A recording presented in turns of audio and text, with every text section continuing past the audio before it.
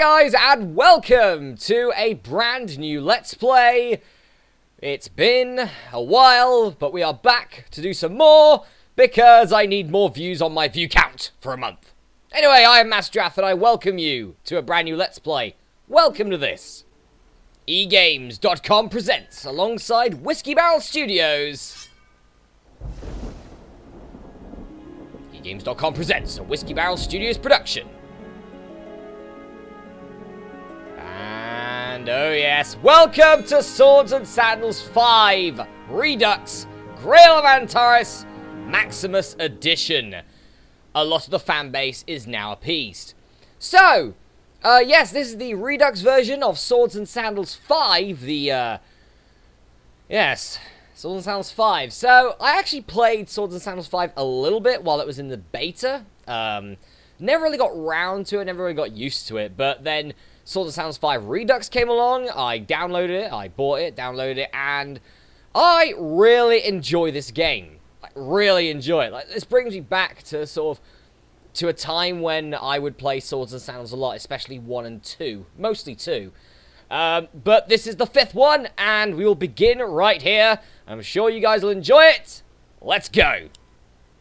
Oh, but this game was made in 2018, actually, so yeah, and at the moment, at least when I'm recording this video, I'm recording this in May 2019, this is the last game in the initial Swords and Sandals series, like the numbered series, but with a possible Swords and Sandals 6 coming out in 2020, which is when you guys will be watching this. Maybe it'll be out by the time this comes out, who knows? But yeah, let's begin with a new gladiator. So let's select so we've got 3 things we could do, but we're going to be going on one specifically. We could do the dungeon crawl, create a gladiator, and enter an endless dungeon fighting monsters, exploring tunnels for treasure, permadeath. Essentially, you die the moment, well, when you die, game over. We have a gladiator sprint, a lightning fast gladiatorial tournament where you can earn gold, level up, and gain items after each battle. Again, permadeath, 1 life only. And the Grail quest. An epic 5-act story where you fight in arenas, battle giant arena beasts, and explore dungeons on a quest to defeat the legendary Emperor Antares. Yes, Antares is back! The main boss of Swords and Sandals 2, he's the main boss in Swords and Sandals 5, so let's go with the main story, the Grail quest. We can select a difficulty as well. We can either go for the little fat kid. Some people are appeased by the fact that I just brought that back. We have normal mode and hard mode. Easy mode, enemies are on average somewhat weaker than your gladiator. Normal, enemies are evenly matched with you and slowly get stronger. And hard mode, enemies are on average much stronger than your gladiator. I think we're going to go for the normal mode here. We're definitely not going to go easy because I am a Swords and Sandals veteran. So let's go for a normal mode. A new gladiator has arrived at Soul's Gateway. Yes, we are here at Soul's Gateway for this one. Not Ultratus. No, we are here at Soul's Gateway. And we've got to think of a name for our character. No, formerly Pete is not going to be in this because there is no zombie character that you can play as. So, and at the moment we've got a pretty deep lore of what formerly Pete is. So we're not going to pick Pete for this one. We're going to think of a new name for our gladiator. So let's go for Mad Dog Mo Hawk. So you know exactly what what hairstyle he's going to have. But yes, Mad Dog Mohawk will be our character for this series, essentially. Let's continue. After many days, you have arrived in the frontier city of Soul's Gateway. You have sought out the Ludus and hope to be trained as a gladiator under the legendary trainer Reg the Hammer. Do you wish to tell a tale of your life thus far? Answering the questions will help determine which character class is best suited to your personality. Or perhaps you already know where you're headed. I know where I'm headed, but let's get some lore in. I wish to tell my story. Just a day ago, I arrived here in the frontier city of Kragenbach to learn the ways of gladiatorial combat. Tonight I find myself in the Ludus, a gladiator training school. One thought keeps racing through my mind. Glory, revenge, or opportunity? Or sleep? I wish to skip the prologue. Well, Mad Dog is going to be a bit of glory, I think. Old Mad Dog Mohawk. As vivid as if it was yesterday, an image floods my mind, a vision of my youth, that fateful day I left home, to wander in search of adventure, danger, and glory, fleeing in terror as marauding bandits pillaged my home, killing and destroying everything, to study magic under the tutelage of a powerful sorcerer, without a plan, letting the winds take me where they may. We're not going to go for the old Batman story, no. Danger and glory would be nice, but I'm going to go without a plan, just see where we go with it. On my travels, I wrote many songs, one of them a song called Gladiator. This became the theme song of the arena games at Doomtrek.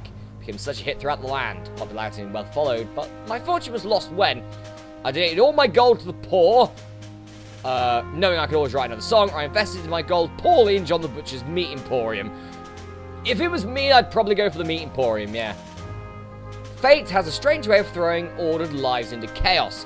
When the evil Emperor Antares and his undead army swept through Brandor, I was thrust into the Crusades. It would not be long before I found myself as a frontline soldier in King Lionel's army, defending the kingdom from the Iron Republic, aiding the wizards of Archmagus in their battle against the evil skeletal invaders, working as a mercenary for whoever can use my sword arm, constantly on the run, or toiling the copper mines beneath Braxis, a prisoner of war. This guy'd probably be a mercenary, I think, so let's go for him. It was a great siege of Braxis, where my life would be altered exonerably. The Legion of H, led by the madman Chaos, sacked the city. The walls were overrun, but I was somehow spared. I gained the attention of Chaos when I threw one of his monstrous bodyguards from the tower walls of Braxis. I devised a cunning plan, which brought down a Legion siege engine. I fired an arrow across the field, killing one of their most powerful magicians, or I led a militia charge which forced back a group of his best centurions. Probably lobbing a bodyguard. I think lobbing a bodyguard.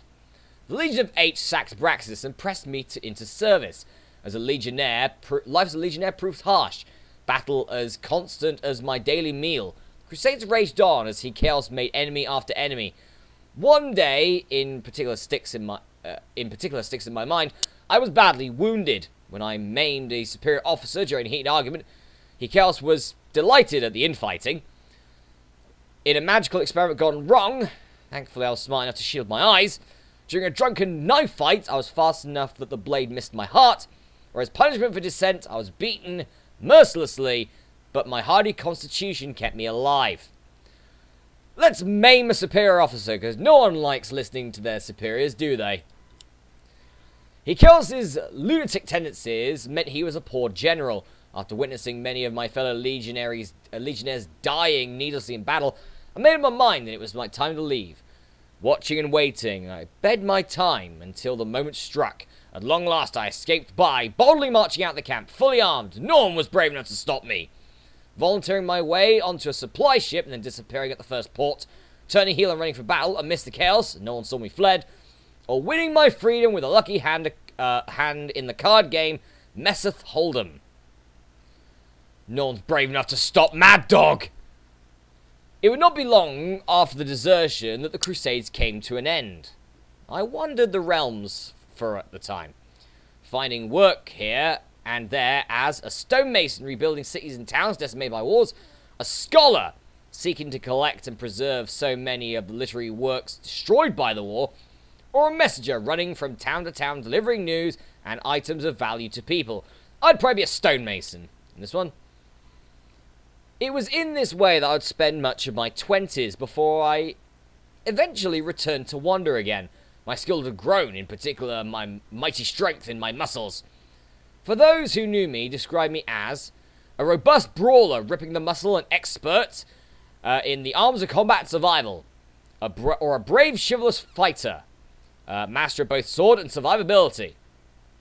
Probably a fighter at this point, which gives me a knight. I don't want to be a knight though. So there are 5 classes you can pick. You can pick the knight. You are a knight, both strong of arm and of mind.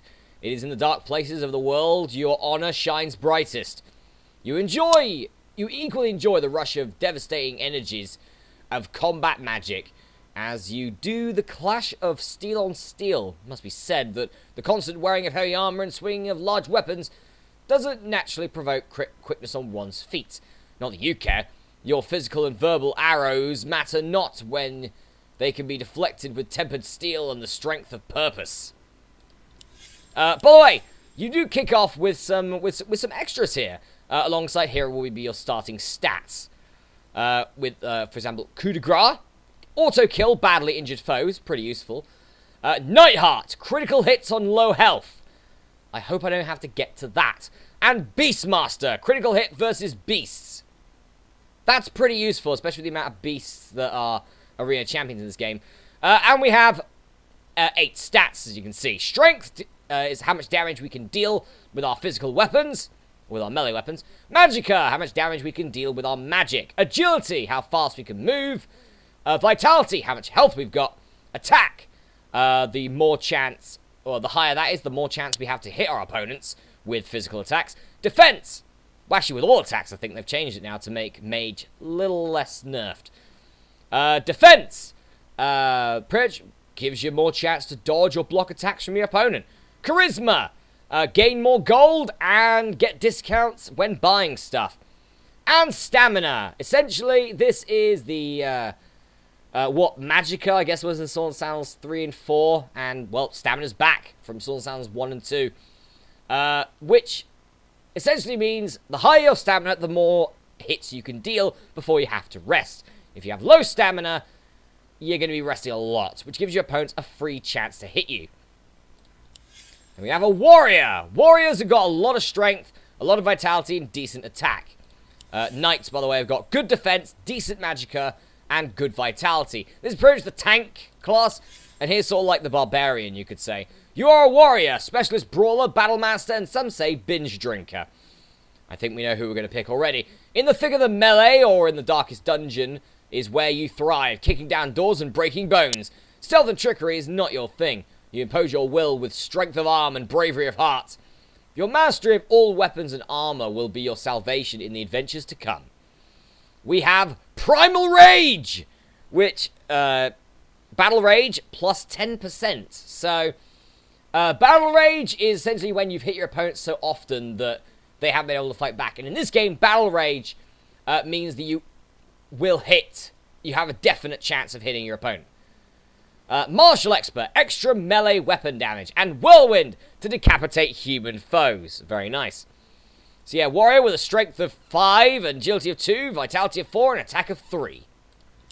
The Wizard. As a wizard, you have chosen to rely on the power of your mind and the resulting supreme command of magic that confers. Constant study and meditation, yeah, it is meditation, have left you somewhat deficient in other areas. But this is the least of your worries. Who needs a sword when you can call upon fire from the heavens to destroy your enemies en masse? Many people fear and distrust you, but such is the price of power. The wizard has 4 vitality, 3 charisma, 2 stamina, and 5 magic. He has a wizard key, magically open locked doors, so no need for keys. Searing blast, fire blast of magic energy, and atomic essence, maximum essence doubled. So your essence is essentially your stamina, so that's pretty useful for a wizard. The Rogue! A crafty rogue you are, master of the taunt and the sleight of hand. You operate in the shadows and fight your battles at a distance. Light armor and ranged weapons are your calling card, and your skill at picking locks and disarming traps keeps you alive. Whether it's a knife in the back or an unsuspecting magic wielder, or leaving slow, burly warriors behind you in the dust, you are a true survivor. The Rogue has cat-like reflexes. You move before your enemies. Pretty useful altogether. Ninja Strike. Your first attack will always hit. So you can go for a power attack and it'll instantly hit, like your first attack. And Crafty. Auto-disarm traps with kit. Pretty useful.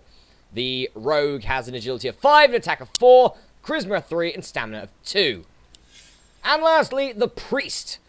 An evil-aligned priest. As a priest of the gods of Brandor, you are infused with both the divine will of your deity and the magic of the land, which blend into a power fusion of healing as well as harmful incantations that serve you well in dungeons deep. Excuse me, guys. Time and time again, it seems that the hand of the gods themselves acts as your salvation in a crisis. Whether through saving you from the brink of defeat or bringing out your opponent's doom. Holy symbols kill the undead, so destroy undead, so undead, no problem to us. Beloved of the gods, all shrines heal you. Pretty good. And piety, plus 50% heal on sleep. Not too bad. With 4 magic earth, 5 vitality, 3 defense, and 2 strength. We are going to be picking the warrior here, I think, because it's the character I know the most about, and it's actually quite nice. Also, we are evil aligned, regardless, so we are evil. Alright, so now we get to hometown. Now, this gives us 1 extra trait, and some of these are actually pretty good. Fatorian gives us resourceful, map or make camps for free. Pretty good when we get into the game. Most people who haven't played this game are probably going, well, map, why a map? What do you need a map for? Well, we'll get into that probably in the next episode, because this character creation is going on for a long time. Braxian. Quick learner, extra 5% experience per kill. Pretty useful to get up those levels quick. Drakon. Tireless, plus 200% stamina. Essentially, I think that means your stamina doubles, which is pretty good. Pretty decent. That's a good one, Drakon. For my character, pretty useful. Takashi. Metabolism. Hunger slowed by 50%. Pretty decent. You have to buy food to sort of keep yourself alive. So, that's pretty useful. Gunterian. Hardy. Max health plus 5%. That's pretty decent for a tank, actually. On a nice note. Right, an Edite. Mercantile. Or merchantile. Plus 5% on all gold. Again, you need to get gold. This is the race for you. Eldor Hathian. Magical. Plus 5% to essence. That's pretty good, but I'm a warrior, so I'm not picking him. Cycladian. Night vision, can see in the dark. No need for torches. Pretty damn useful, this guy. Fae, magic veins, plus 25% essence regen. Pretty good as well. Just good regen altogether. Cragite, large lungs, plus 50% stamina regen. That's really good for what I'm going for. And I'm probably going to pick a Cragite. The Clergish Prospector, plus 20% dungeon gold. You're going to be in the dungeon a lot, trust me. So, that's pretty useful. And lastly, Hallian. Hunter's Eye, plus 25% range damage. No, we're picking Cragite. Cragite! Mad Dog Mohawk will be a Cragite. And there's his hair immediately. Just need to change his beard. Alright, well, he's... Oh, God. Yep, that's the beard. That is the... Look at that beard. It's like it goes round. Like, you know, like there's parts of your neck, like the sides of your neck, where you may have, like, little bits of hair, but you don't have full beard. Yeah, this guy don't have that problem. He's got, like, hair going all the way around him. Alright, and the colour. Look at all the colours we can pick. Look at the spectrum of colours. I'm gonna pick a yellow. That's a bit dark. That's even darker. A little bit more. That'll do. There you go. Mad Dog Mohawk, welcome!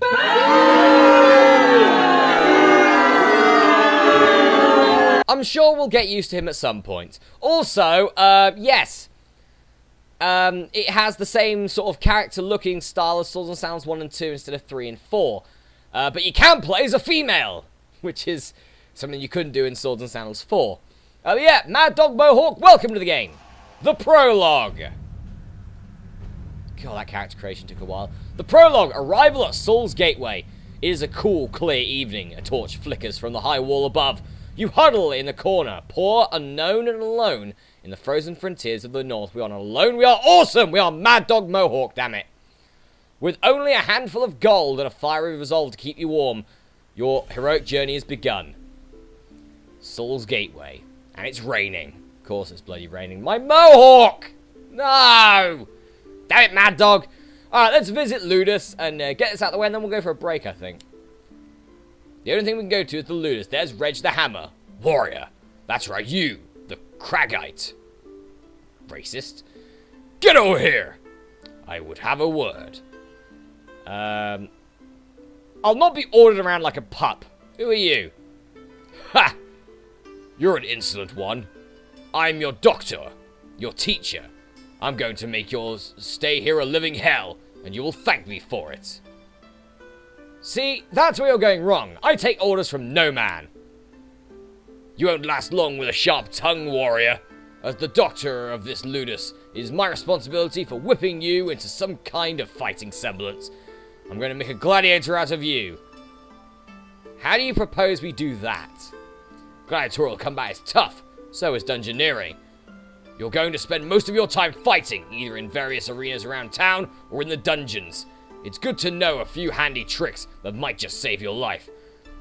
First up, let's see how you fare against the battle dummy. Don't worry, it's made of wood. It won't fight back. Let's go then! And here's the battle! Look at this! Yes! So, we can rest here, we can walk backwards, walk forwards, taunt our opponent, which he's immune to the taunt, which is a bit of a shame, really. We can jump. There you go, there's a jump right there. We can also charge, just like we can in ordinary games. Right, so, this will tell us how much essence, or how much stamina we will lose for doing the attack. And the dice is, essentially, what chance we have to hit. So, 99%, that's pretty much an insta-hit. Nice.